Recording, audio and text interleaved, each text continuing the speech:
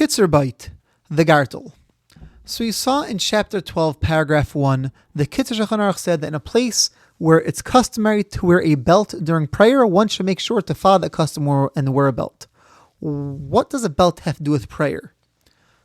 So I mentioned that this belt, a prayer belt, is called a Gartel, and here's the background of it.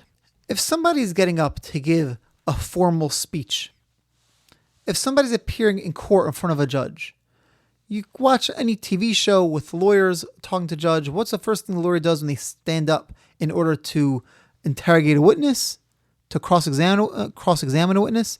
The lawyer buttons the button on their jacket.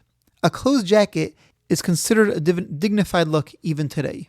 Now, what are our buttons made out of? Our buttons are made out of plastic primarily.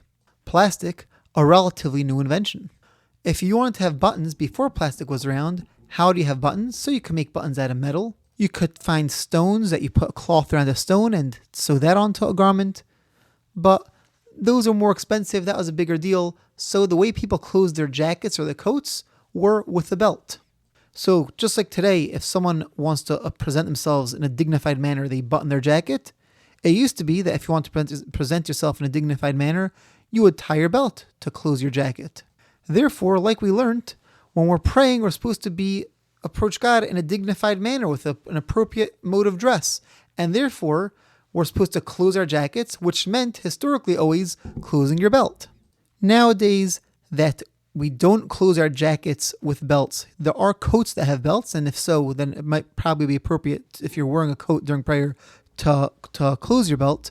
But definitely if you're not wearing a coat, we have buttons. It's appropriate to button your jacket during prayer, but you don't have to go find a belt to put on. That's not considered necessarily a dignified way of dress in 2024. However, if your custom is to wear a belt, like the Hasidic communities do, they wear a gartel when they pray, then that's now part of the davening dress. And if you would pray without that gartel, without that belt, it's considered not being dressed appropriately for davening. So it does depend on your community. Now, there's also a bit more of a Kabbalistic reason. We saw a few weeks back that a person is not supposed to pray if they're wearing just a straight robe, they don't have any underclothes on, then they're not supposed to pray unless they tighten a belt around the robe. There's supposed to be a separation between the bottom half of our body and our heart.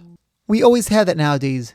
Wearing underwear, you have a band on top of the underwear, that's separation. Wearing pants, there's a top of the pants, they're pulled tight with a belt, that creates a separation between the bottom half of our body and our heart, so we don't have that issue at all. However, on a Kabbalistic level, there's some concept of creating the separation amongst all the layers that we're wearing.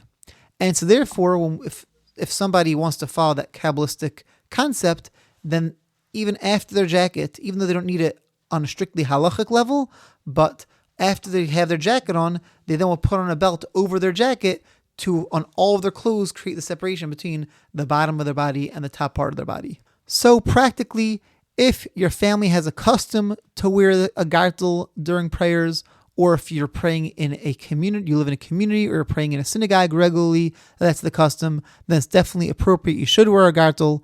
If it's not your custom, it's not something you have to worry about.